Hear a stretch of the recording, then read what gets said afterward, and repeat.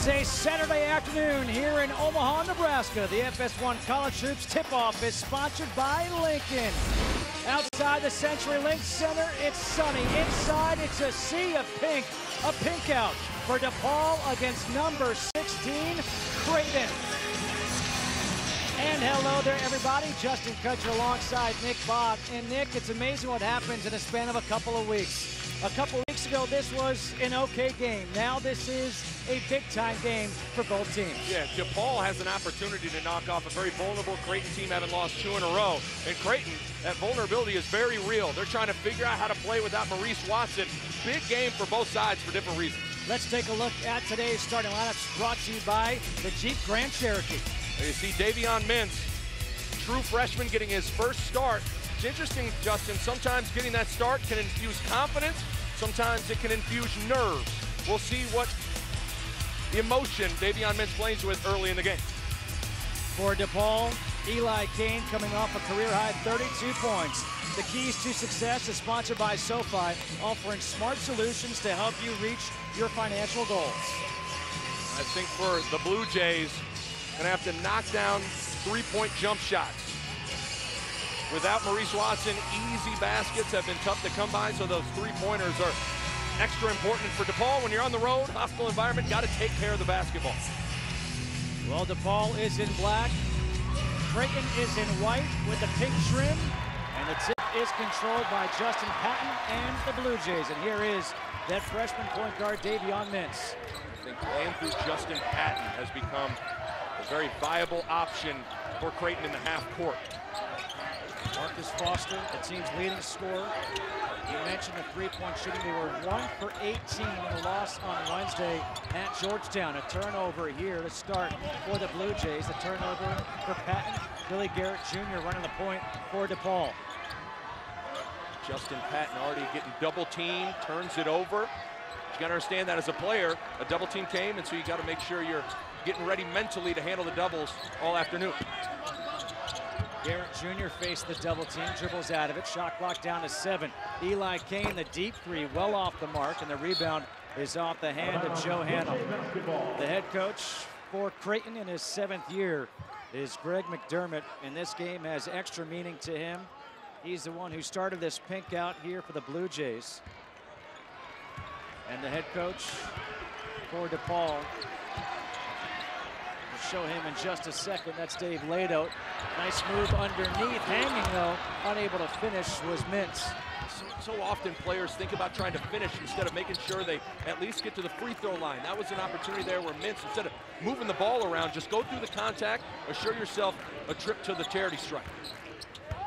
Handle against Patton. Patton, good job, not going up, leaving his feet. Garrett, shot clock at 8, puts up the 3, in and out, and the rebound for Cole Huff. Creighton's transition game is just totally different without Maurice Watson, and that's unfortunate. A cheap, quick foul for Justin Patton.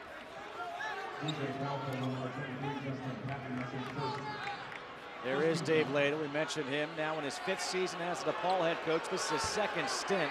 His first stint was very successful, 2002 to 2005. A couple trips to the NIT and a trip to the NCAA tournament.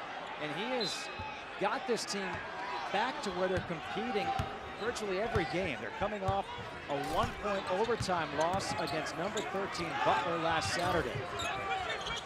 They're just having a difficult time sustaining 40 minutes of good basketball. I think it's more mental than physical right now for the Blue Demons. And gets called for a travel, trying to go up for the rebound. He came down. So a turnover here for DePaul. No score here, almost 2 minutes in. With Patton with 1 personal foul, 2 of the last 3 games, he's been saddled with foul trouble and had to ride the pine for the majority of the first half. It's going to be important for Patton to not pick up that 2nd personal foul because he's so important offensively right now for Creighton. Nearly turned it over again right there. Kyrie Thomas. Mintz for 3. Can't hit it. Loose ball rebound comes to Thomas, and he gets fouled. Eli Kane thought he had all ball. Instead, Clarence Armstrong said, you got part body too. See, I think these plays are important now for Creighton with Watson out. The extra effort hustle plays are vital for Creighton to be able to make, those 50-50 loose balls, because their margin for error without Maurice Watson has gotten dramatically slimmer. And the ability to steal extra possessions, take care of the ball, all those things are important now. And so this is a big opportunity for Khyri Thomas to get some second chance points. The 80% free throw shooter knocks down 1 of 2, the first points of the day. There is Maurice Watson on the bench watching. Tore his ACL about 2 weeks ago now. Garrett Jr. the pull-up jumper, can't get the roll. Rebound comes out to Minch, trying to push it up ahead.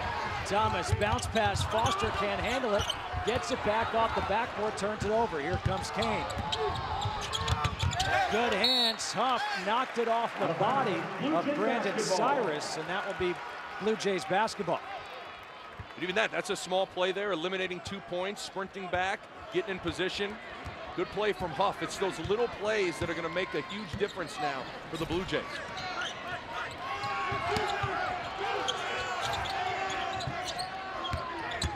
Thomas being aggressive, puts it in. He's got all 3 so far in the game.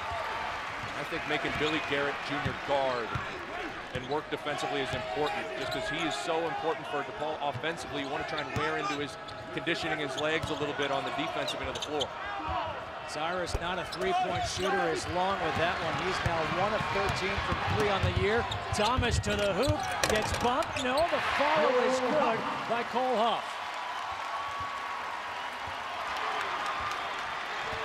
If you're DePaul here, need a good possession, something to maybe dial up an opportunity for Kane in rhythm.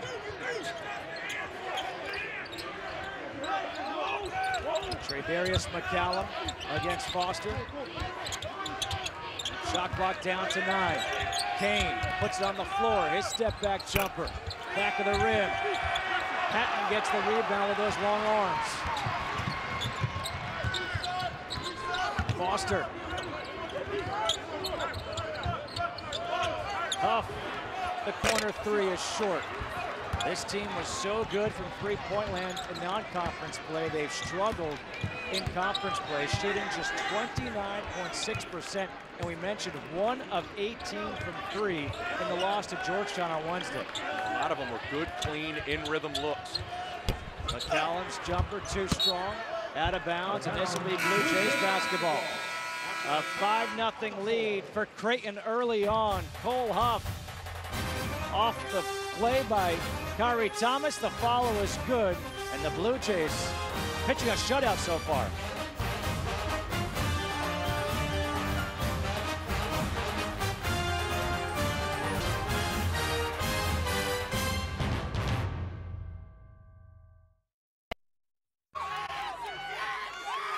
It's a special day here at the CenturyLink Center. A pink out as the Blue Jays lead 5-0 over DePaul. A look at Ann Zierden and her husband Don, the parents of Isaiah. And it's a special day for that family as well. This is what Isaiah Zierden posted on Instagram earlier today. A very special game for Creighton basketball and for my family and I. I feel very blessed to be able to play in today's game and celebrate 10 years of survivorship for my mom.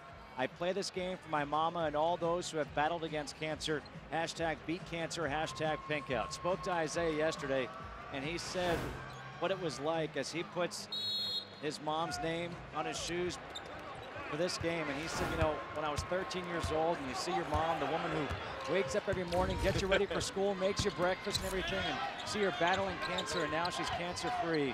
It really is incredible to be able to play in this game. Into the game for the first time is Tyler Clement, the backup point guard. Shot clock down to 10. This is deflected off the official, Brian O'Connell, who said he was out of bounds. And this is going to stay Creighton basketball with 9 on the shot clock. Clement was a guy that wasn't in the point guard equation probably a week ago, but is very much in the equation now. The ball moves and the execution is high when he's on the floor. Thomas, 3, knocks it down. They need that from him. He is now just 3 of 24 from three-point land during conference play. What a gigantic sigh of relief from the coaching staff and from Khyri Thomas to finally get a three-point jump shot to go down.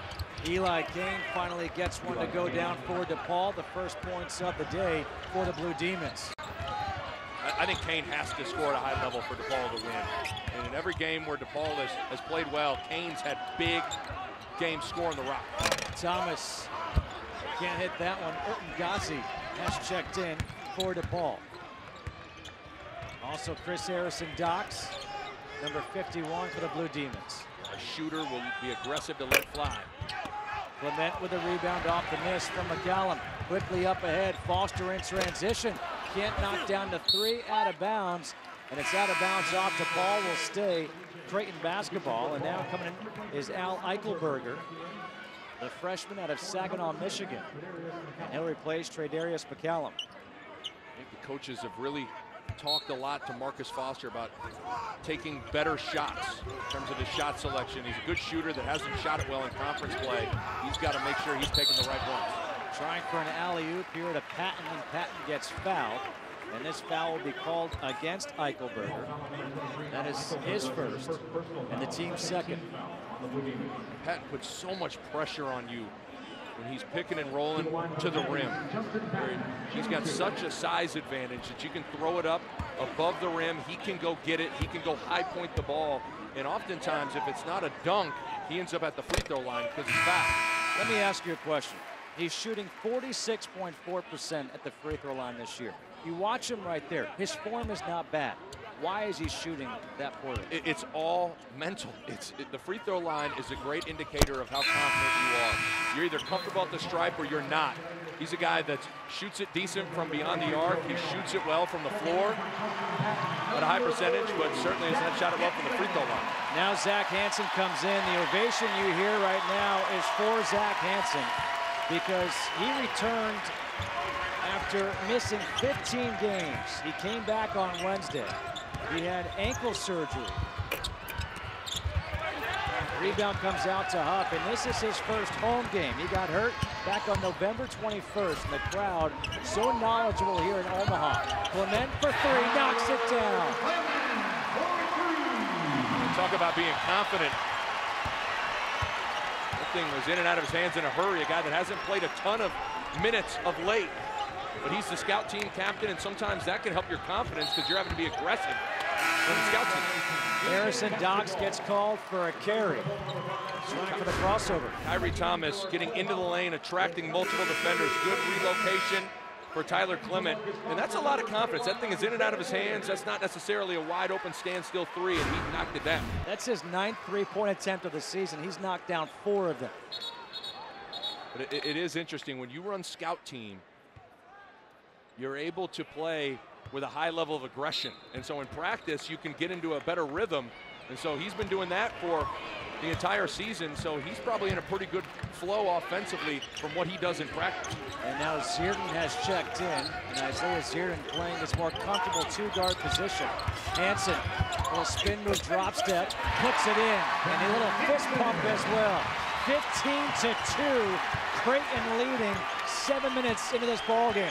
That's what Hansen provides, a guy that you can really have misdirection plays to throw it deep in the post to him, and he can score over that left shoulder. Cyrus gets into the paint, and he gets fouled. He'll go to the free throw line.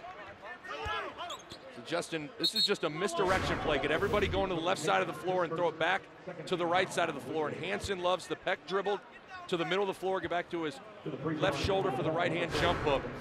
And his presence on the floor is important. And he's a guy that can become that vocal leader that they need with Watson out, which is important. I mean, that player-to-player banter in games matters greatly. And Watson was a guy that was never, ever quiet. He was always talking to his guys, getting them excited, getting them confident, feeling good. And I think Creighton has missed that presence on the floor. Guess what? He's still not quiet on the bench. I think he talks in his sleep. That's my guess. Cyrus makes both free throws. The foul was against Toby Hegner. Clement for three again. This time it's long. And the rebound out to Cyrus. Trying to push it here for the Blue Demons. Cyrus all the way, trying to draw the foul. Doesn't, turns it over. Thomas, little European step through. Can't finish.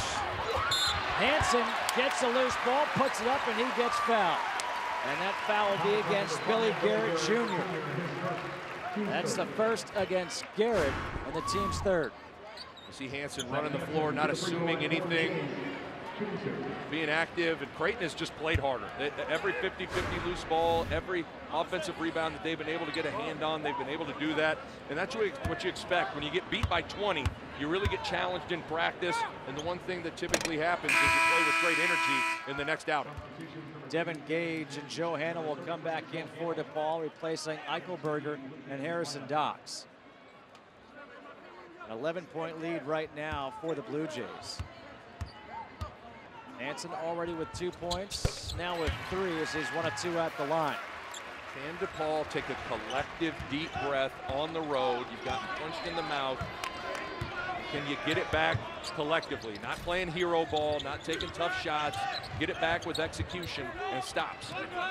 Good scouting right there by Hegner, knowing Cyrus is not a 3-point shooter. Thomas knocks away from Garrett.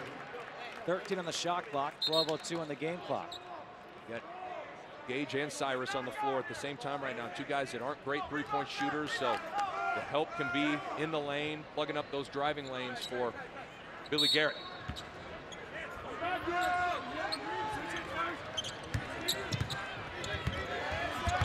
Shot clock down to 6. Garrett fading away, in and out. Loose ball comes down to Cyrus, and he'll go back to the free throw line when we come back.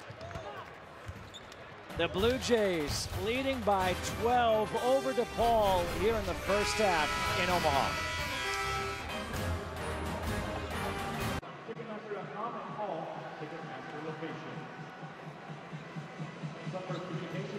16-4, Creighton leading DePaul here in the first half. And a difference for this Creighton team now is getting Zach Hansen back on the floor. Well, Zach Hansen's big because he can spell Justin Patton, and Patton's been really important for his ability to set screens and roll to the rim. So it's a baseline and a bounce set. And when you hear coaches talk about empty side ball screens, they talk about the help not being there from the corner. So see where that B is on the Blue Jay? See how there's going to be nobody in the area? That's where Patton's going to go to the rim. So the help's got to come from all the way to the opposite side of the floor. That's a long ways for the help to travel over. And Creighton has done a good job of getting Patton in empty side pick and rolls and lobs to the rim. At the free throw line is Cyrus.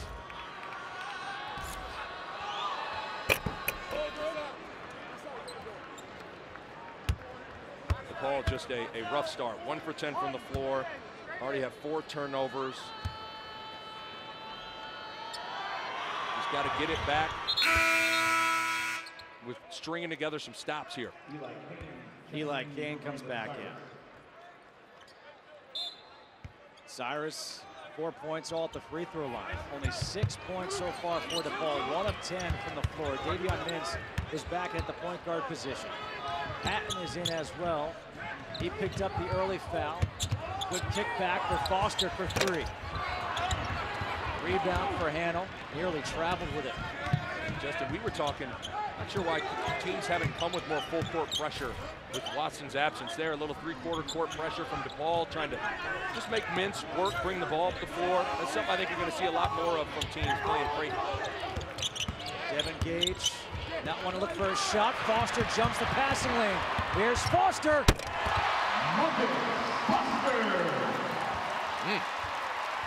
Some anger in that dunk right there. But it's just so hard. Gage isn't a shooter. And when guys turn down open jump shots, the offense comes to a grinding halt. And so the rhythm is disjointed when guys aren't taking open shots. So I think at times, Justin, Gage and those guys, they need to pick and choose times where they step into some shots and shoot them just to keep the defense honest. Frustration starting to mount here for DePaul. The speed of Mintz. And Davion Mintz, that's what he can do. He can get to the hoop, get fouled, and go to the free throw line.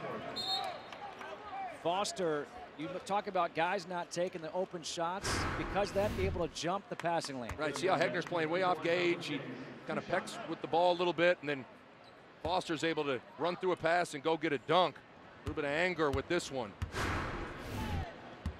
So every once in a while, Cyrus and Gage, they need to pick and choose their opportunities to step into those 17-foot jump shots and shoot them to make the defense at least respect you to creep on out.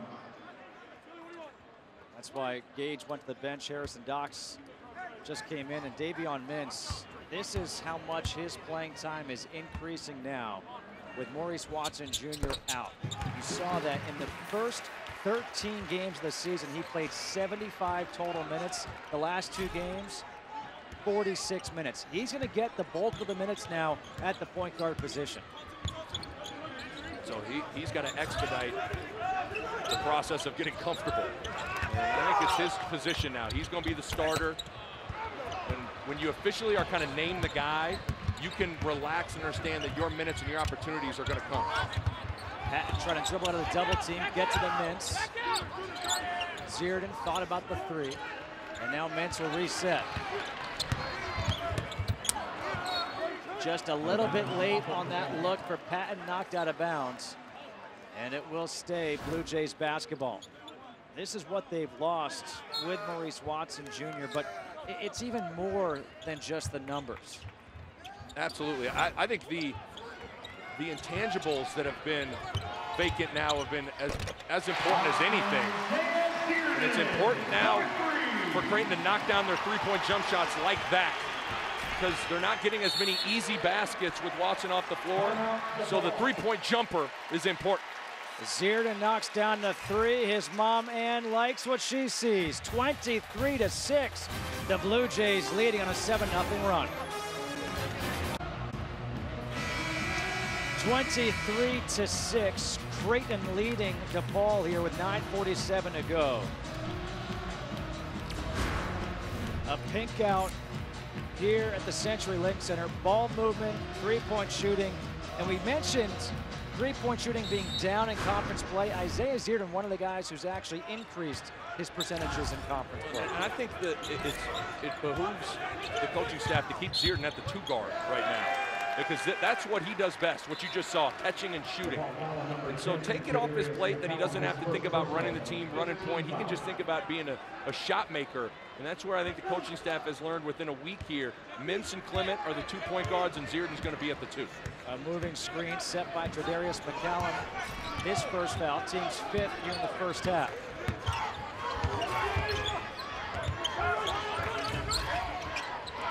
Foster uses the screen. Good hedge there by Hanel. Shot clock down to 9. Zierden, good pump fake. Underneath for Patton. Hanel, good job moving the feet.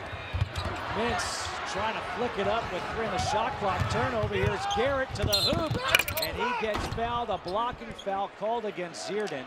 And now Billy Garrett Jr. will go to the free throw line, which is one of his best attributes. DePaul's going to get back into this game. Garrett Jr. has to play like a senior, which he is. I mean, he's got to put the team on his back right now and get in their ear and get them playing at a higher level, because right now this has been a disastrous start for DePaul in a lot of different ways, especially on this end of the floor. But Billy Garrett Sr. is on the bench. But he has to play like a senior, not necessarily in his name, but in his experience. Couple of substitutions here for the Blue Jays. Huff and Thomas come back in.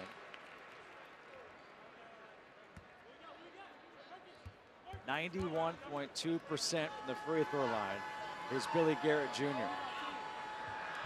Creighton's done a good job in the half court on those on-ball screens with Garrett and driving him up the floor. There's Billy Garrett Sr. right there. He's probably saying, no, don't play like me. You don't want to play like me. You don't want to. Oh, bad place to catch it. Mintz to the corner. Foster knocks down the 3. And that's the risky run. When you come with 3/4 court pressure, you leave yourself vulnerable on the back end for jump shots. But I think it's something DePaul's got to do. You got to see if you can get Mintz and those guys to cough it up. In all reality, you got Kyrie Thomas to catch the ball where you want him to catch the ball. Kane is way off so far in this game. Foster for 3 again, no. Hanel with a rebound. Those are the shots you kind of got to live with Foster. But with Thomas, or with Watson out, don't know how much I love those shots. They're a little quick. You want to make sure you're always getting a good look in the half court. Cyrus, it just looks like nobody for DePaul wants to shoot. Shot clock down to 9. Harrison Docks against Thomas. McCallum for 3. Cyrus, the offensive rebound. Harrison Docks likes to shoot it, knocks down to 3. They need him to get going because he's not shy about shooting. They need to start making those effort plays there. An offensive rebound. Obviously, that's the best time to shoot a 3-point jump shot. Patton underneath gets fouled by McCallum. That's going to be number 2 against him. And he almost got teed up, and now he does. There you go. So Tredarius McCallum is going to pick up his 2nd foul, and now a technical foul. And with all that said, we're going to take a commercial break, and we'll get you caught up when we come back.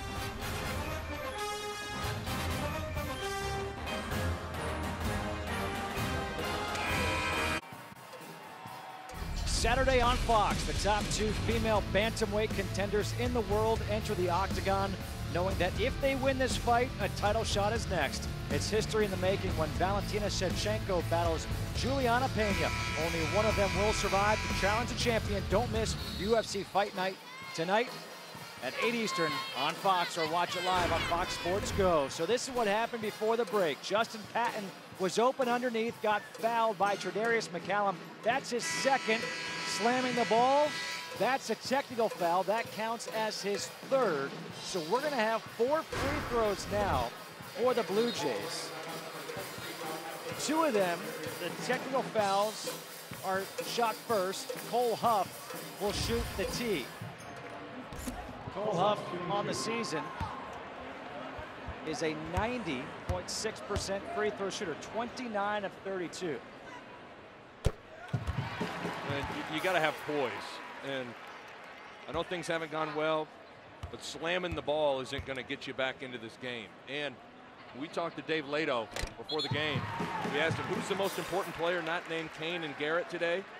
He said Tredarius McCallum right away. And now he's saddled with 3 personal fouls, and he's frustrated. And frustrated, McCallum 0 of 5 from the floor. 0 rebounds, 2 personal fouls, and a turnover. That's why, 2 personal fouls plus a tee, so 3 fouls. That's why you're frustrated. That's why you get the tee. Now, I'm not saying it's an excuse. I'm just giving the explanation. Understanding why the ball was slammed. I don't know why Justin Patton wasn't shooting the technical free throws. He's 4 of 4. Well, so now Creighton's got an opportunity here to really put the foot on the throat. As DePaul's been a little bit vulnerable here. Harrison Docks for 3, no. And a foul will be called, I believe, against Eichelberger. It is. That's number 2 against Eichelberger. Already the bonus. It's the 8th team foul, so 1 and 1. And I believe it's Patton going back to the free throw line. And Justin Patton already at the free throw line is 4 for 4. This is a guy who 46.4%. He's saying, throw the numbers out the window, Mr. Kutcher. I've got the scouts here looking at me. He's just needs a game like this where he knocks down a handful of free throws in a game to feel confident and comfortable at the line. Wow. Nothing's going DePaul's way. Foster for 3. Another foul going against DePaul. This one against Chris Harrison Docks. That's number 1 against Harrison Docks. Garrett Jr. will come back in for him. Kyrie Thomas will go to the free throw line. Thomas is 1 of 2 at the line. Creighton has 31 points. Now 32 points with 7:26 to go here in the first half. They had 51 in the game on Wednesday at Georgetown. Well, and I bet what Greg McDermott's most excited about is 11 points for DePaul, because the 2 games without Maurice Watson, the defense really failed the Blue Jays. And I think they spent a lot of time trying to figure out offense and practice without Watson. But I think the last couple of days, they've been able to focus back in on getting a defensive game plan ready, and I think it's shown here in the first half. Garrett Jr. knocks down the corner three. Set there, good screens, and a tough shot from Garrett. Foster gets stripped by Kane. It will stay Blue Jays basketball with 6:58 to go. Garrett's a guy that usually likes to take his shots off the bounce, running off a triple screen on the baseline and getting his feet set. It's a tough shot from Billy Garrett Jr. Tyler Clement back in. He and Davion Mintz splitting that point guard position now.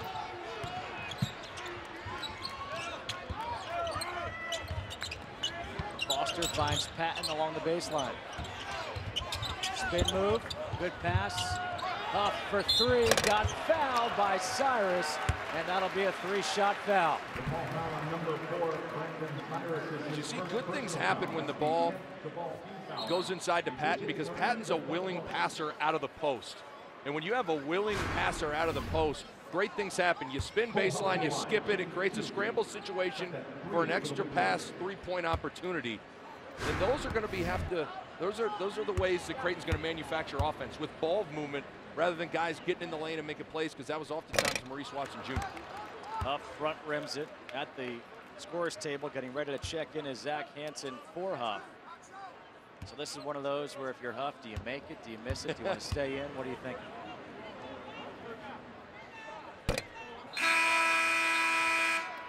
He's got one more. He's 0 for 2 right now. Oh, you know what? He could make it because it's Justin Patton who's going out. I was going to say, they're going with the Twin Towers with Hansen and Patton on the floor. I don't know about that.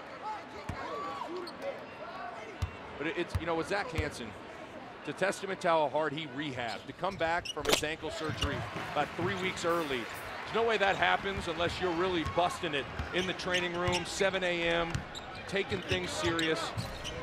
That's great to see. By the way, Huff had 3 misses at the free throw line prior to that trip. He had 2 on that trip. You saw his frustration as he was shaking his head going back down the floor. 33-14. Creighton leading here with 6:15 to go, and a foul against Tyler Clement. That's his first, the team's 5th. Jr. is so good in ball screen situations, just drawing fouls, getting guys on his hip and controlling them, and just took it right at Clement and drew the foul here. He's just crafty. He's kind of got an old man game. You're not going to want to play against him at the line. No. How about that one on the baseline? A little turnaround jumper. I think he can do that against Mintz and Clement. He's got a big size advantage. Thomas can't knock down the corner 3. Cyrus gets the long rebound. Leaving it back for Garrett Jr. Kane in the paint, puts it up. No, Hansen with the rebound.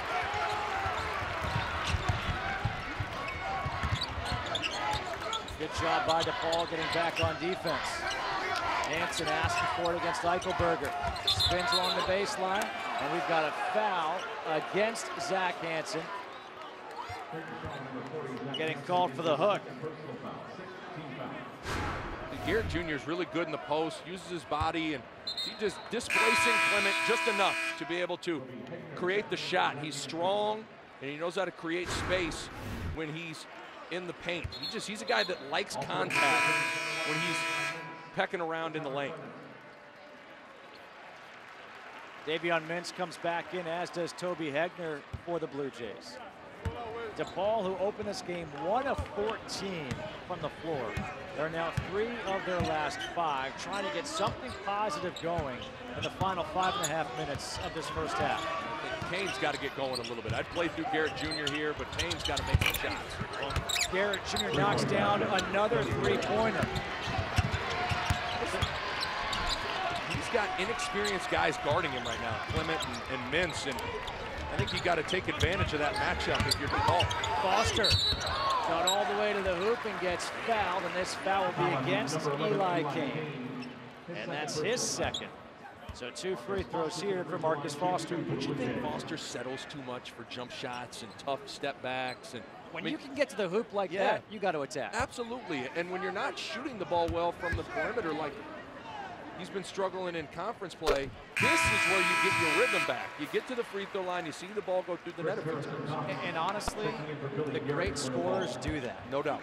I always remember watching Michael Jordan back in the day when he would have 15, 17 points, and all of a sudden he'd have 28, 29, and it all came at the free throw line. Yeah. You're going, when did that happen? And the Big East level, Josh Hart does a good job of getting to the free throw line. Brunson gets to the free throw line. What a job by Kyrie Thomas right there, moving his feet, drawing the foul against Eli Kane. That's his third, and you could say, well, that's a big loss right there for DePaul, but Eli Kane doesn't seem to be in it right now. He's 1 of 7 from the floor. Yeah, Kyrie Thomas, he'll frustrate guys. I mean, his length and his anticipation defensively is elite. And he's not the first guy that he's gone against and shut down in the Big East Conference. Mintz lost it, trying to get it back. Jump ball, possession arrow for DePaul. You mentioned Kyrie Thomas, how good of a defender he is. He has locked down some pretty good players. Absolutely. I mean, you look at Bullock, Martin, Sumner, all have been checked by Kyrie Thomas and held in check. And Kyrie Thomas, you know, you can be confident offensively. I think Kyrie Thomas has developed a ton of confidence on the defensive end of the floor. You mentioned before how the Blue Jays need a vocal leader. Yesterday in practice, defensively, it was Kyrie Thomas getting on his teammates, yelling at them to talk, to get their hands up. Harrison Docks hits the three. That's his second three of the first half. And to your point with Kyrie Thomas, that's not his nature. He's more of a quiet, reserved guy, but somebody's got to get outside of their comfort zone here and lead. Thomas along the baseline, so off the baseline jumper is good. I think right now DePaul is trying to pick on Mintz and Clement when they're in the game a little bit. Move them around, run them off some screens. Gazi is getting some playing time with Eli Kane picking up his third foul. Tredarius McCallum has 3 fouls for DePaul. Cyrus gets a shoulder or elbow to the chin of Isaiah Zierden.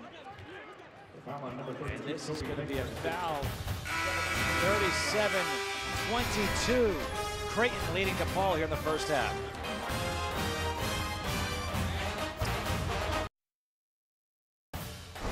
College Hoops on FS1 is sponsored by Jeep Grand Cherokee. A beautiful day here in Omaha, Nebraska.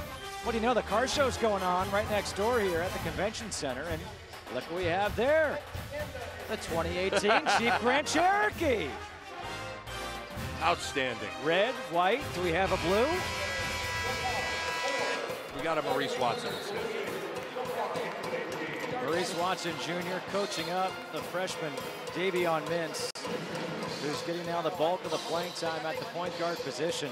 And it was great. Had a chance to speak with Davion Mintz yesterday and asked him, you know, look, Nick, you know it. Anybody who ever plays the game, they want playing time, yeah. Right? And so you come in, you think you can play. I said, you never want to see your teammate go down, but now you're going to get playing time. What does it mean? How excited are you? He's like, oh, I'm excited. I said, did you think you could play when you first got here? He's like, oh, yeah. I go, were you ready? He goes, no. He goes, I realized I wasn't. You know, now I need to slow things down. I've realized that. And he said, now I do feel like I'm ready to play. He's certainly going to be the quarterback of this team now. And had he had to have been the quarterback right out the gates, I don't think things would have gone as well. But he's got a pretty good quarterback coach in that guy who's going to be in his ear throughout this entire process. Brandon Cyrus knocks both free throws down. Now he goes to the bench. Billy Garrett Jr. comes back in. Cyrus has 6 points, all at the free throw line. And here, DePaul shows some full court pressure. Zierden in the backcourt with Thomas. So now Zierden playing some point guard. He's like your emergency point guard. He's always going to be ready. He's going to be a guy that you can slide over and play whenever. Foster. And a foul, I believe, will go against Joe Hannell, as he just pushed Justin Patton to the ground. We'll see if there's a little bit of Hollywood here, because Patton went down in a heap. Take a look at Joe Hannell. That's a pretty good bump, but Patton definitely sold it. As they're going to go to the monitor now, see if there's any foul play. I think it was all below the belt. It's one of those hip checks. Free throw line discrepancies have been a big one. Take another look at it as Hanold just barrels into Justin Patton. That looks like a play on to me. A play on after the free throws? Of course. But look at the free throw. I mean, Creighton's gotten to the free throw line 21 times just here in the first half alone. They've just been the aggressor in every single way, shape, and form, and oftentimes the most aggressive team finds their way at the free throw line the most. The officials today, Brian O'Connell, Brent Hampton, and Clarence Armstrong. It's O'Connell and Armstrong looking at the monitor right now.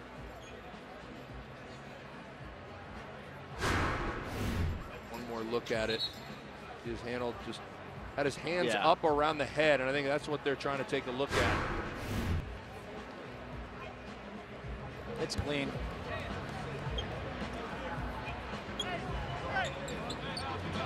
So now Patton at the free throw line, where he's 5 of 6. All 5 of his points have come at the line. 5 points, 3 rebounds so far in this game. The redshirt freshman coming off a game where he had 20 and 7. Misses the first. Don't forget, coming up, we've got the Jeep Grand Cherokee halftime report with Rob Stone and Jim Jackson coming up from LA.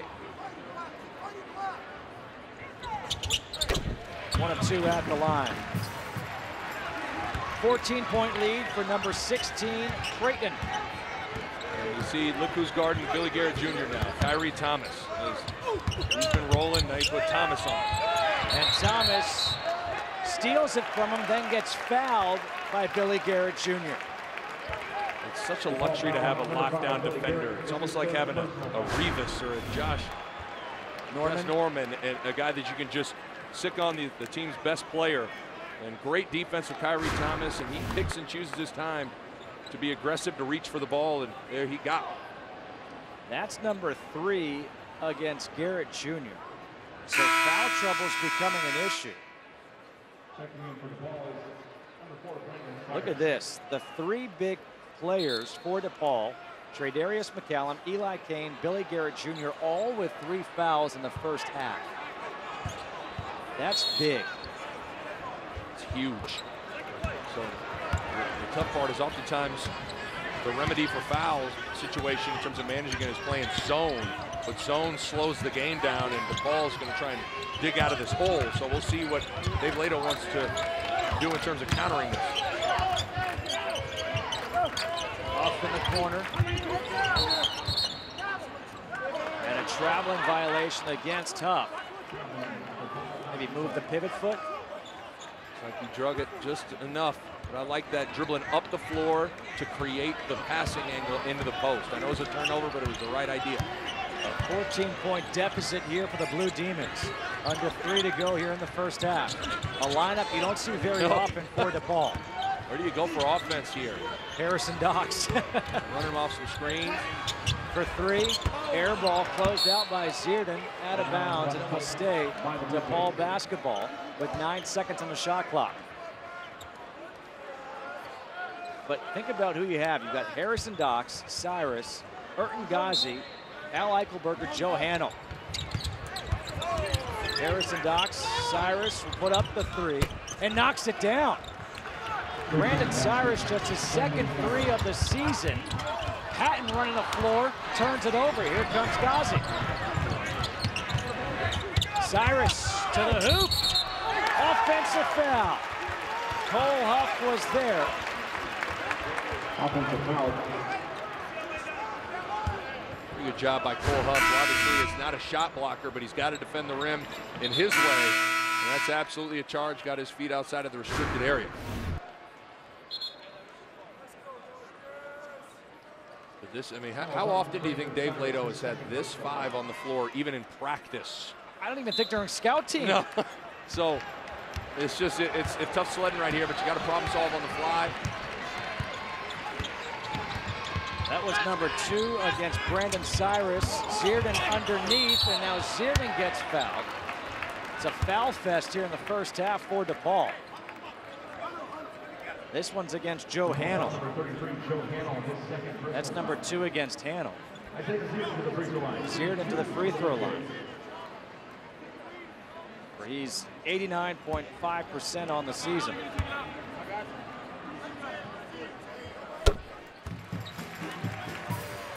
See his mother Ann and father Don donning the Timberwolves gear. He's assistant coach for the Minnesota Timberwolves and been in the NBA for a long time. Is he writing down like scouting reports? I'm sure he is. I mean, he's okay. No, showing his wife. See, honey, what they did there was ran a UCLA cut. We could do that with Wiggins.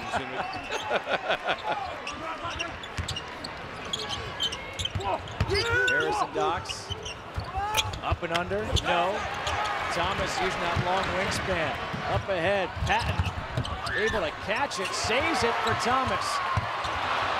And now a turnover. Thomas trying to force it back. Harrison Docks a little out of control. It's going to be out of bounds off the Blue Jays.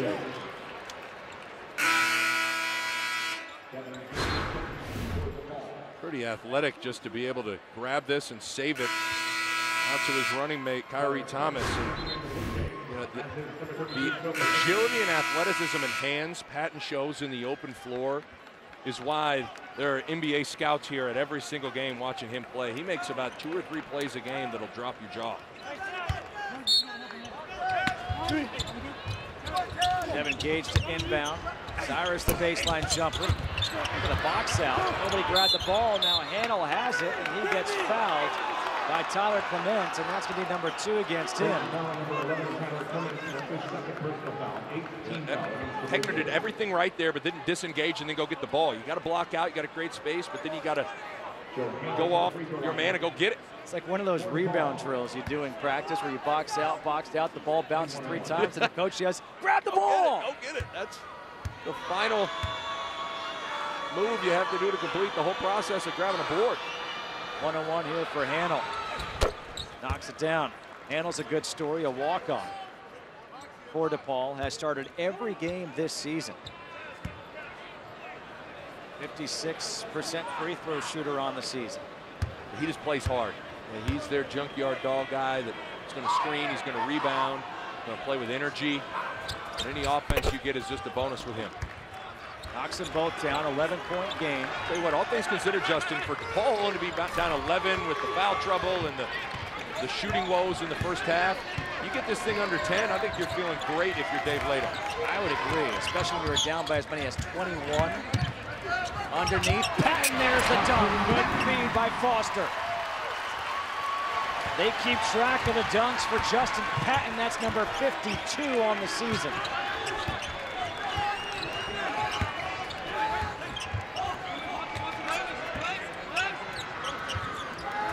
Eichelberger.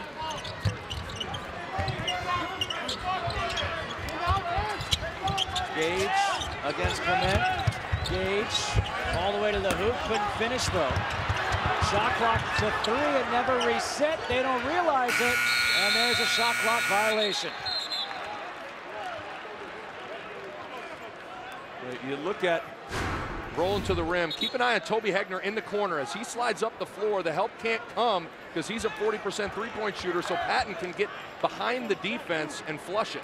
And Jordan Scurry and Maurice Watson and Martin Krompel love it. The officials want to take a look to see if the ball actually ever hit the rim, to see if the shot clock should have reset. I don't think it ever did. Certainly didn't look like it in real time. The shot clock operators are instructed not to reset if there is any doubt. And I don't think there's a doubt. I just think he airballed it. Did not touch the rim, so I think this is going to be a shot clock violation. Creighton shot ball. Clock violation, yep. Watch it. And here's that's one of those where the coach says, come on, it was a layup. He had to hit the rim. Come on, he couldn't have missed it. Rhythm on a layup here, but got a 2-for-1 opportunity for Creighton here with a 14-second differential if you want a quick hitter, but coming with some three-quarter court pressure here for DePaul, that makes quick hitters difficult to execute. Looks like Marcus Foster may have some blood on the jersey.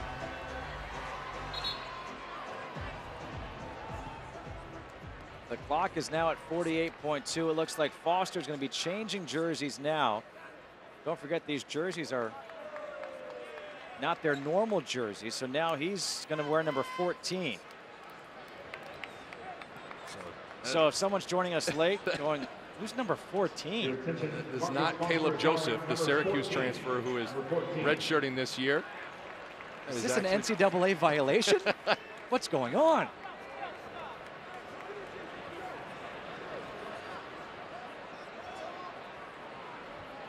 Caleb Joseph is probably saying, man, messing up my debut here.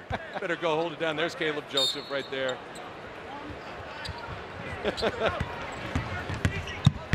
Joseph wants to know, do I get credit if he scores? Maybe. Here we go. Let's see if he'll go for Caleb Joseph. There you go. That's me. That's me. Caleb Joseph. That's me. Yeah, look at him on the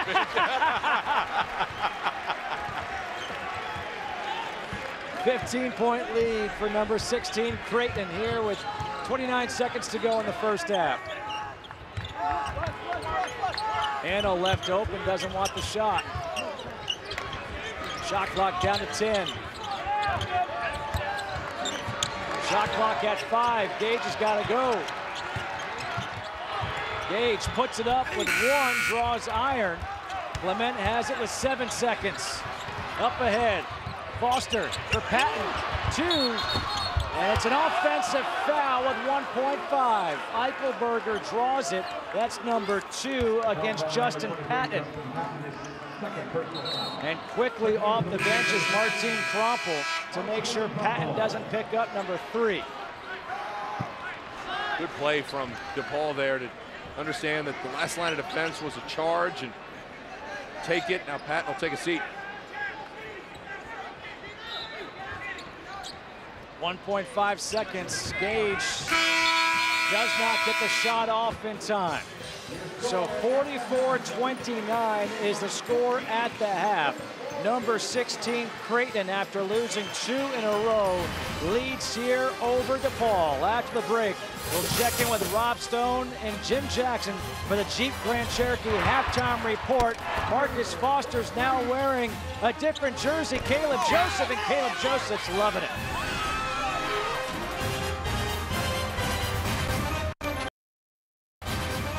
One of the best halftime acts in all of basketball, Red Panda. You don't believe it. She can't do it. She can't do it. She does it!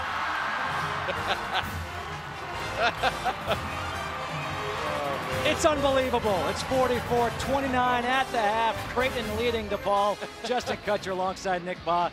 That is fun to watch. Yeah, I don't know if you had the quite same kind of oh my gosh reaction from DePaul fans in that first half. Things didn't go great.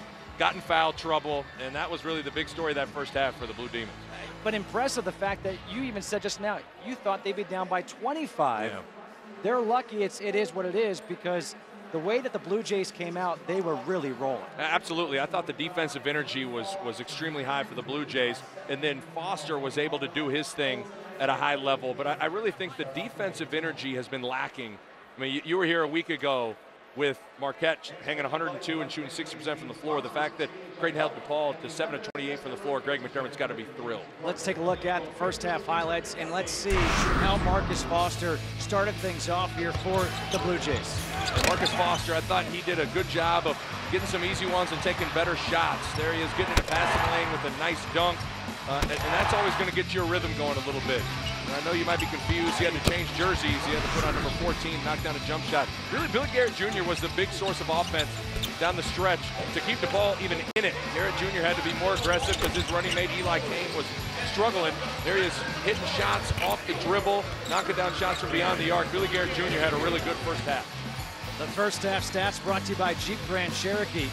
25% from the floor with the Blue Demons, but kept in it because they were 5 of 12 from three-point line.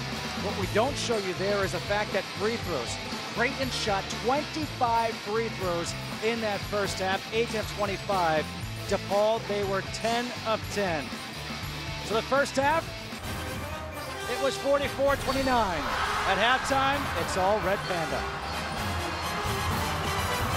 It's a 15-point lead for the Blue Jays as we get to start the second half here in Omaha. Foul trouble will be a key factor for DePaul.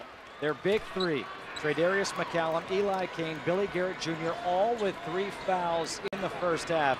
So, Nick, I think we both wonder, does Dave Lato open up the second half? Right now, it doesn't seem like it, but does he show zone at some point? Well, I think he needs to protect the foul trouble situation, get Creighton a little bit out of rhythm offensively as well.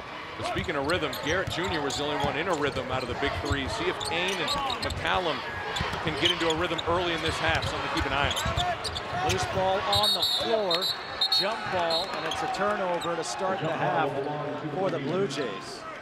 And by the way, Marcus Foster is back wearing number 0. Apparently, they were able to shout out the stain. You think it was shout? Maybe a tide stick? It could be. You never know. So Caleb Joseph will have to, pretty good debut for old number 14 there. He's 1 for 1. 1 for 1, baby.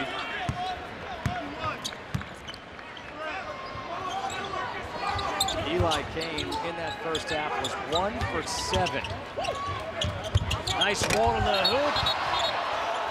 But we're going to have goaltending called against Justin Patton there.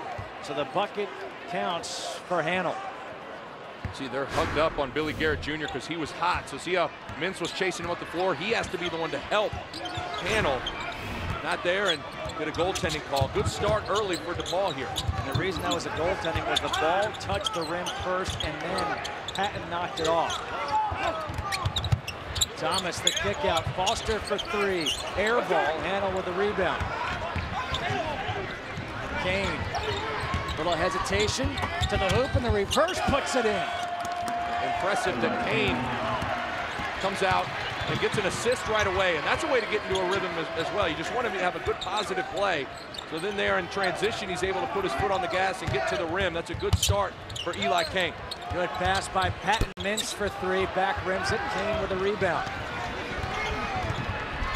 Kane will shot punt. He gets one to go down. He'll look. Like that. Did everything but finish. McCallum gets the rebound. He'll go to the free throw line for 2. But Eli Kane is down by the bottom of the stanchion. That's certainly a scary sight for Dave Lato.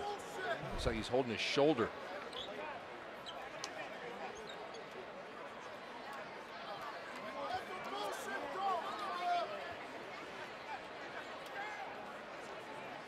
Let's take a look to see what happened to Eli Kane. He spun. It looked like McCallum hit Kane's arm. Watch his right arm as McCallum's going to come and kind of bend it back. You see that? Sometimes that can just put a little strain on the shoulder, and we'll see what happens here with Mr. Kane.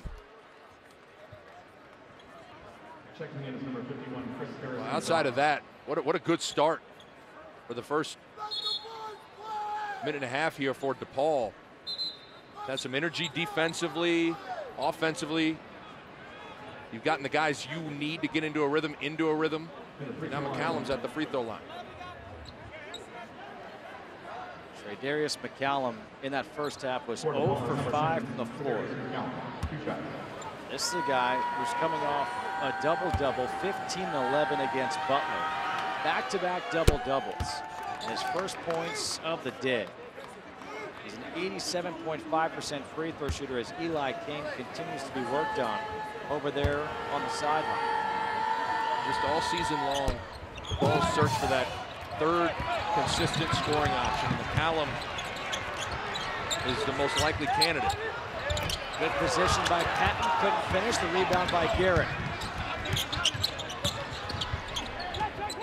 McCallum, extra pass. Harrison Dox passes up the 3. Hanel posting up against Huff. Nice move by Hanel. In and out though. Mintz trying to push it here for the Blue Jays. Mintz all the way to the hoop. Justin Patton cleared out the area as he took down Hanel. That's Patton though, getting out in front of everybody. He runs the floor so hard. He was ahead of the play, posting up hard, creating driving lanes for his teammates. Garrett, he walks before the foul. Davion Mintz, one of the struggles that young players have is off-the-ball defense. Keep an eye on Mintz coming and stunting and then getting back to his man. So he takes away the rhythm three from McCallum, and he's able to recover to Chris Harrison Docks. That's a good bit of defense from Davion Mintz, and ultimately Handel misses it and Huff cleans it up. That's a good play from Davion Mintz. Eli Kane is back in the game. Looks like he's all right. Deflected ball by the freshman Brendan Cyrus. Will stay Creighton basketball with 24 on the shot clock.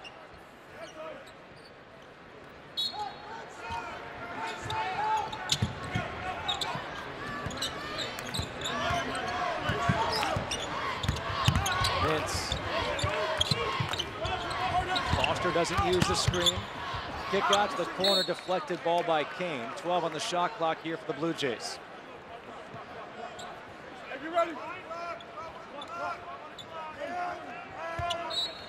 Keep an eye on Foster getting downhill to the basket here. Step back jumper. And that's out of bounds by Huff. So DePaul basketball. 12-point lead for Creighton. McDermott, the coaching staff trying to cheer on the Blue Jays. Just 2 points so far here in the second half. If I'm DePaul, I'm going to try and get Billy Garrett Jr. the ball in the post here. Try and get him a touch. Take advantage of the young Mintz. That was off a foot, not a backcourt violation. Cyrus finds Garrett, open for three, knocks it down. That's the third three of the game for Garrett. There's been two 50-50 loose balls in this half, and DePaul's got them both. Big shot there by Kolhoff. Just when DePaul brought it to within single digits, Huff knocks down a three and makes it a 12-point game.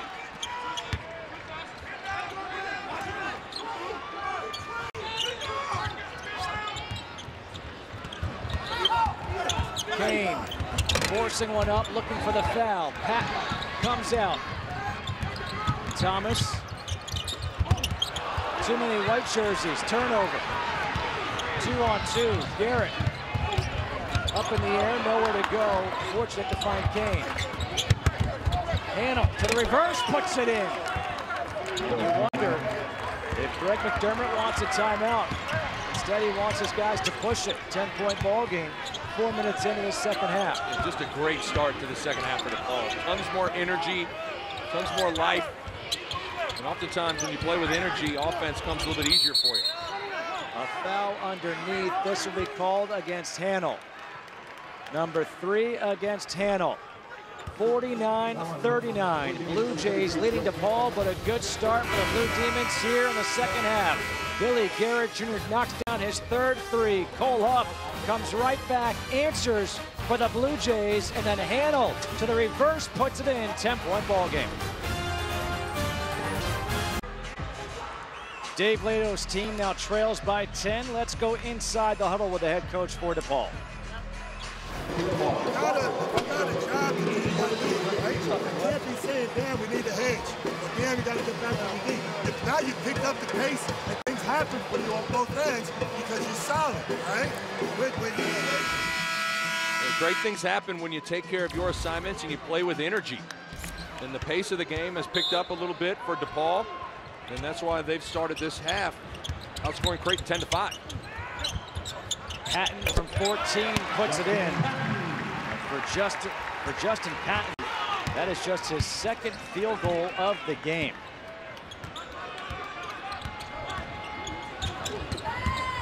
Garrett, look at that move. Billy Garrett Jr. now with 15. He's just so good reading ball screens. Alley-oop, Thomas unable to finish. Really a beautiful move by Kyrie Thomas. Instead, an empty trip and a chance here for DePaul to make it an 8-point game, a 7-point game with a 3. Garrett. Harrison Docks, great pump fake, his 3, long, and Patton with a rebound. Tyler Clement in, Foster pushing. Avoids the charge and puts it in. It's a really good play from Marcus Foster, though. Just got right into the lane, had options, made the good decision to Huff, which created a closeout. Those decisions used to be made by Maurice Watson Jr. Now they're being made by Thomas and Foster. It's going to take some time for them to get comfortable making those reads. Eli Kane's three, in and out, and the rebounds taken by Huff.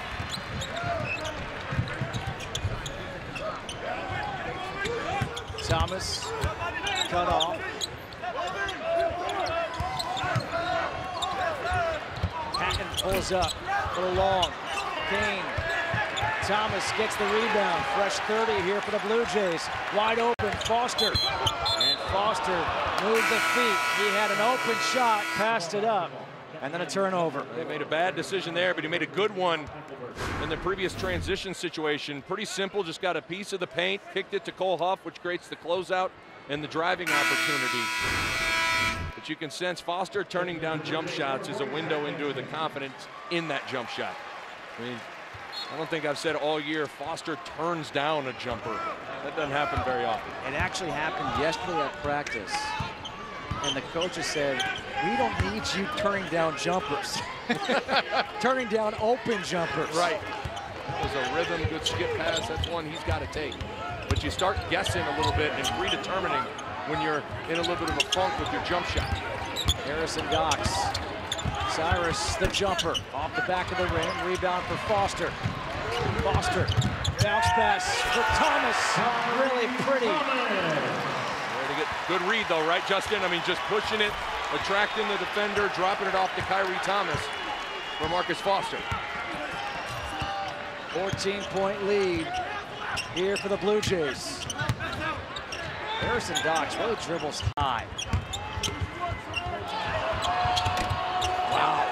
Tredarius McCallum looked like he had nothing and was able to put that in. Clement doubles. Hansen gets fouled. He'll go to the free throw line looking for a three-point play.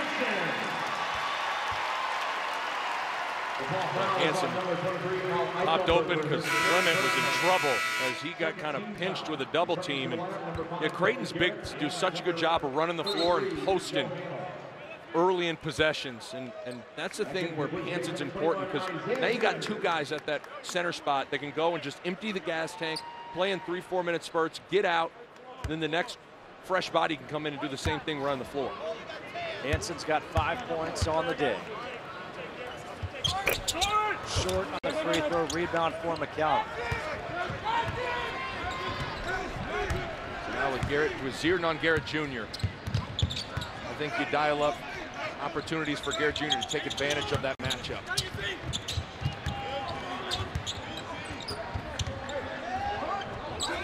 Shot clock at 10.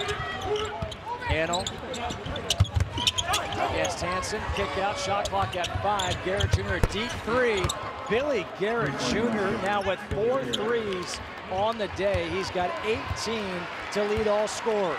It's tough because he's a guy that would rather get to the mid-range, but he's a capable three-point shooter, so you close out accordingly. You don't want to run him off the three-point line, but now he's made a few. Got to think about maybe creeping out a little further out. He's a 35.5% three-point shooter on the season. Hansen underneath, good look from Kyrie Thomas. 13-point lead for Creighton, under 12 to go. Hanel comes to set the screen.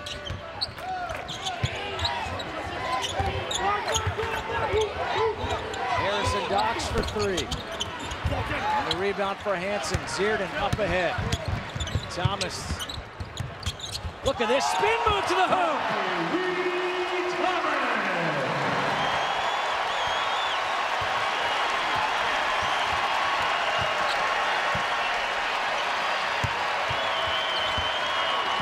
It was a 15-point lead at the half. It's 15 now. Now 13 on the alley-oop to McCallum. What a catch from McCallum. Degree of difficulty of 10. And boy, did the Blue Demons need it. Thomas for 3. Short. Hanel with a rebound.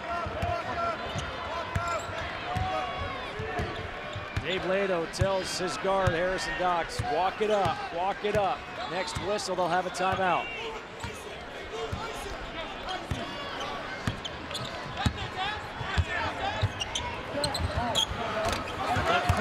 three for Brandon Cyrus is good. A timeout taken here by Dave Lado.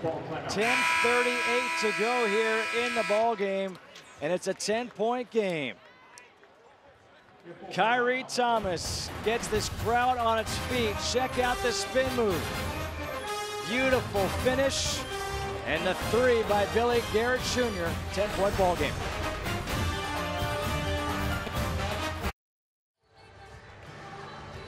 Here at the CenturyLink Center in Omaha, in this timeout taken, stand up for cancer, an emotional moment, a pink out. Fans standing up, writing who they support, who they stand up for. What a moment here, what a day here. 10-point lead for the Blue Jays with 10:38 to go. It's such a powerful scene, and you know, the sobering aspect of it is you got 17,000 people here, and everybody has a name to write down. You know, that this terrible disease has impacted almost everybody's family or friends, and so it's days like this that are important to raise money, to raise awareness. And there's a shot at Teresa McDermott, Greg McDermott's wife, who's a breast cancer survivor. She's the reason why this whole day started. It started when Greg McDermott was at Iowa State. She was diagnosed with breast cancer, and the reason why Coach McDermott wanted to start this is because she was diagnosed. They found early detection, and he wants to raise awareness that hopefully someone goes and gets tested, and they're able to find early detection, and it could save somebody else's life.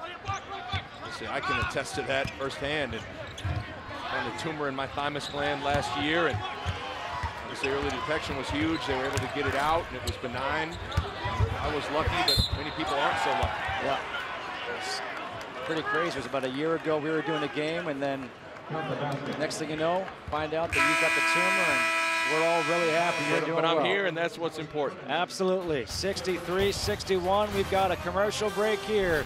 The Blue Jays leading the Blue Demons here in Omaha. College Hoops on FS1 is sponsored by Jeep Grand Cherokee. 63-53 as that last bucket counted before the timeout. The Blue Jays lead by 10. The stat of the game sponsored by Jeep Grand Cherokee.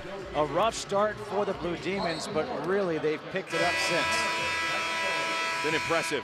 No rhythm, not a ton of energy early in the game, but DePaul has continued to fight, and you got to credit the bench in that first half when you had your big guns in Kane and McCallum and even Garrett Jr. get his third personal foul. The bench was at least allowed DePaul to hang in there, and now it's a 10-point game. At the free throw line is Devin Gage. Cannot convert the three-point play. Foster with the rebound. Still in that point guard is Clement. The walk-on seeing significant time now. With Maurice Watson out, turnover, Foster. Hanel able to jump right in front of Hansen. Set play to try and get Hansen a post up, just a poor angle to throw into the post. It needed to be a baseline towards the, or pass towards the baseline instead of the middle. Harrison docks the corner three, in and out. Hanel with the offensive rebound. That's the 8th rebound of the game for Hanel, his 3rd offensive rebound. I thought Creighton played hard in the first half. I think DePaul has played harder in the second half now in this game. Cyrus, the crossover, pull up, no. Foster goes up for the rebound. Clement able to find Thomas. Hansen has a mismatch, kicks it out. Clement for 3. And Kane with a rebound. Hansen passed up an open look. Absolutely, Harrison docks on him. Needed to go right up and score. Kane for 3, too strong. Good box out by Clement. Quickly up ahead.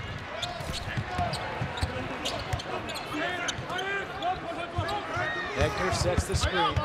Gotta watch out for Hegner shooting the 3. Hansen underneath, a good feed by Clement. Clement is a really good post feeder. And that was a great wraparound bounce pass as Hansen had his guy buried so far that he finished on the opposite side of the floor when he caught it. Harrison Docks, the hesitation to the hoop with the left, no. And the rebound for Foster. Foster using his speed, pulls up, difficult shots. That is so hard to do. He's made better decisions, and the bench reenacting it. He's made better decisions in the open floor in this second half. And now Dave Ladle wants a timeout. DePaul has just one timeout remaining.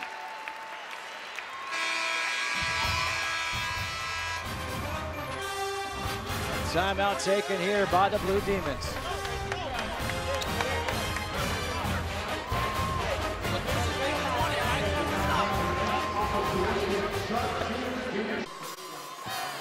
Back up to a 14-point lead for the Blue Jays with 7:46 to go. Creighton doing a good job offensively. Take a look at Zach Hansen right underneath the basket, doing a good job of sealing his man so much that the bounce basket go all the way to the opposite side of the floor. And then Foster is a guy that's going to be making decisions in the open floor now and doing a much better job of just taking what the defense gives him. No one stops the ball. Little one-handed floater. He's already got 4 assists in the game. I think he's done a much better job making reads in the open floor. 13 points, 4 rebounds, 4 assists for Marcus Foster. He does have 4 turnovers as well. But you think about a lot of those guys, Thomas and Zierden and Foster, they were the ones that just had to run the floor and spot up, and Watson would get them the ball. Now they're having to be the ones bringing the ball up the floor, making the reads. And oftentimes in transition, Justin, these things are happening fast. You're dreaming up the floor. And so some of it's instinctual, and it's going to take time to get those instincts back. Shot clock to 9. Garrett, kick out, Kane. Shot clock at 4. Step back for 3, puts it in. Can't do any better defensively if you're the Blue Jays, but a big shot by Eli Kane. Good defense, better offense. And Kane's one of those guys, he can make tough shots, especially from beyond the arc. Thomas against Garrett. Alley-oop. There's Justin Pettit. Really nicely executed by the Blue Jays. These two guys got great chemistry. Omaha to Omaha, 2 Omaha boys, Thomas and Justin Patton. You just sound like Peyton Manning. Right Omaha, there. Omaha. Garrett Jr. step back. No. Rebounds. Clement goes up for it.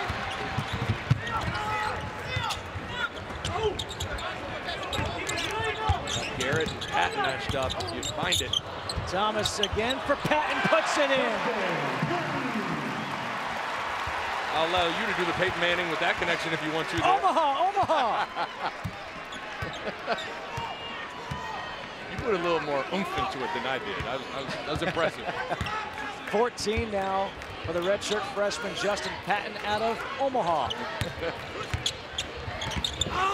Wraparound stolen by the long arms. Clement up top. Foster!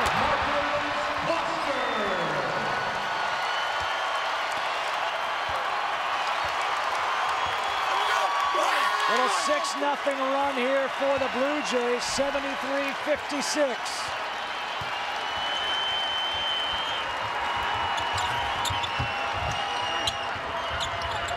Harrison Docks gets the roll. Silences the crowd for now. But think about the 6-0 run. It's where Creighton's so different this year. All those baskets are lobs to the rim. You know, that's where Creighton used to just be a team that was all from beyond the arc. Now they're able to score at the basket above the rim. McCallum gets fouled by Patton as they were chasing down the rebound, and that's number 3 against Justin Patton. Clement, the no-brainer read to Foster, who can go up and get it on the top floor. And the bench absolutely loving it. Creighton in a much better rhythm here offensively. I think the bench was loving the pass more than the actual dunk. Yeah. I think you got to, as a bench, you got to appreciate the little things, right? not what leads, not the dunk, but what leads to the dunk.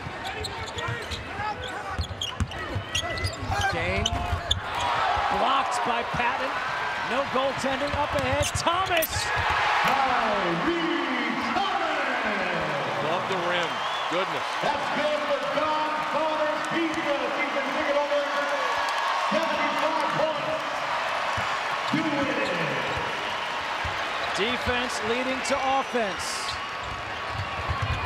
Cyrus off the mark. Thomas with a rebound. The look ahead for Foster. Alley-oop, Patton. Couldn't connect that time. He says, hey, that was my bad, but keep him coming. The other way. Good finish by Tradarius McCallum. Alley-oop clinic has broken out here in Omaha both ways here. And one show. Good to see Creighton getting some good things in the open floor. That was obviously a huge part of their game. Doing a much better job of being productive in that area. Well, man, I think Patton's tired. He's got no lift right now. Hanel will get called for a push. That's going to be number 4 against him. And that is the team's 3rd foul. Devin Gage will come in. Also in is Zach Hansen. He's going to replace Patton, and he needs a breather. Greg McDermott saw the same thing. Usually that's one that he'll go up and throw down. He's like, I got no legs left. I can't get it. Doing a good job of erasing things at the rim, running the floor. That takes a lot of energy. But now you bring in a fresh body in Zach Hansen. Foster.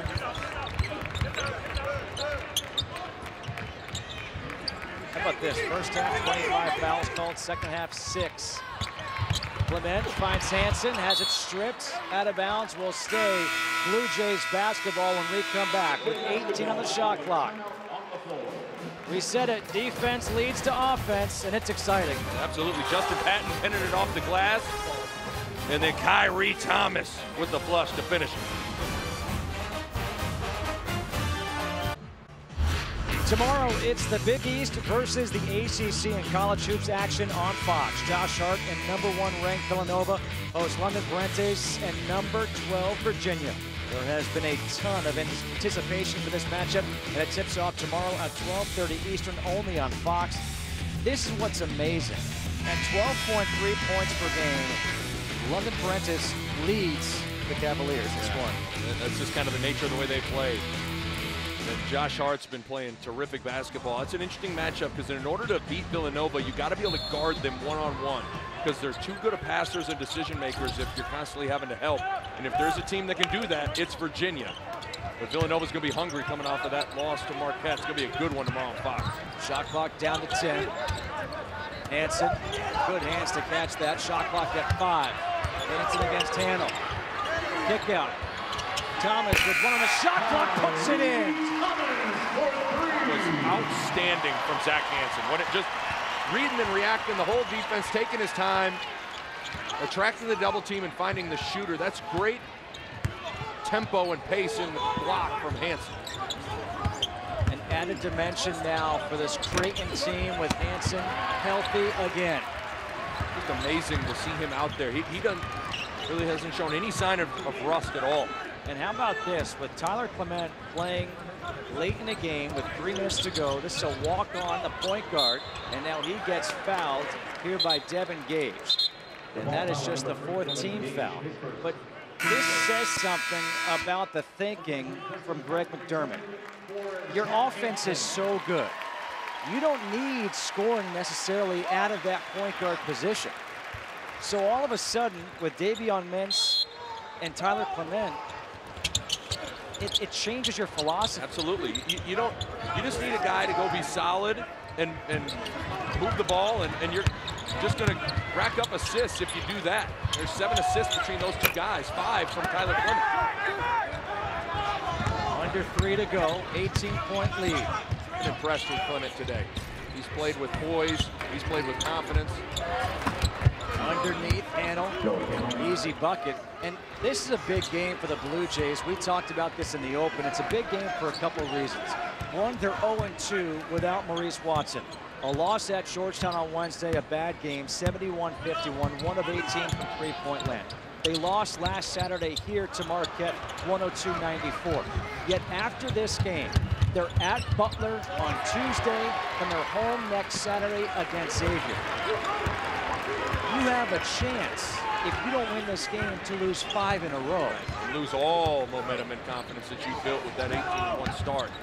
So it's a big game this afternoon. And I think Creighton has done a good job responding here. The extra pass, turnover. 78-62 as we take a look at the standings in Big East play. How about Providence going to Marquette and knocking off the Golden Eagles on 1 point. It felt like Marquette was building some momentum, beating Creighton, beating Villanova. That's just kind of life in the Big East. You got to bring it every night. And that's after Providence just lost at home to St. John's. How do you make sense of it? You can't. How do you make sense of it? That's why, you know, the league is the strongest it's been since the realignment. And there is actually some parity. Yeah, absolutely. St. John's beat Butler. Butler beat Villanova. You do comparative scoring, you'll go cross-eyed. You just better appreciate wins when they come. Finally, some zone from DePaul. Trying to be a little bit active out of it, but Creighton can be really patient. Thomas puts it in with 5. Looked like he got kneed in a spot as a man you don't want to get kneed in. Been a get-right game for Thomas, though. He's been struggling shooting the ball. 7 of 14, 18 points. The game that you can finally kind of take a deep breath and settle back in offensively. McCallum for 3. Rebound for Hanel. He got right offensively, and he still played great defensively. Eli Kane flicks it in. He gets fouled. He'll go to the free throw line. Count it.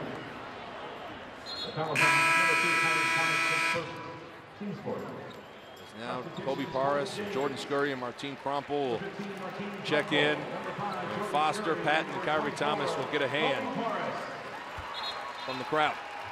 This is a welcome sight right now for Greg McDermott to be able to take out the starters and put in these guys knowing that they've got a victory in hand. The first win without Maurice Watson Jr. Again, it snaps that 2-game skid. And I think what it does is last week when we spoke with Greg McDermott, he said, you know, we got to play each game like a mini season. I think he scrapped that idea. And now he's realized that I got to move Zierden back to 2 guard. I'm going to go with Mintz and Clement at the point guard position and give them a chance to grow and get ready to make that run in March. And to expand on that, with Greg McDermott, he didn't know exactly what was going to happen here without Maurice Watson. So it was going to take some time to figure out exactly what you had as Scurry knocks down a triple. And I think it took 2 games to figure out what life was going to be like without that guy right there, Maurice Watson Jr. I think there's a much clearer picture of what that vision is here for Greg McDermott now. A pull-up jumper by Devin Gage with 18.6, 83-66. I don't know how many people thought that this Creighton team would be able to win by this many against DePaul after coming off a 71-51 defeat at Georgetown on Wednesday night. But they do just that, 83-66. The Blue Jays win their first game after Maurice Watson. After the break, we'll get you the UFC Fight Night pre-fight show. Stay tuned.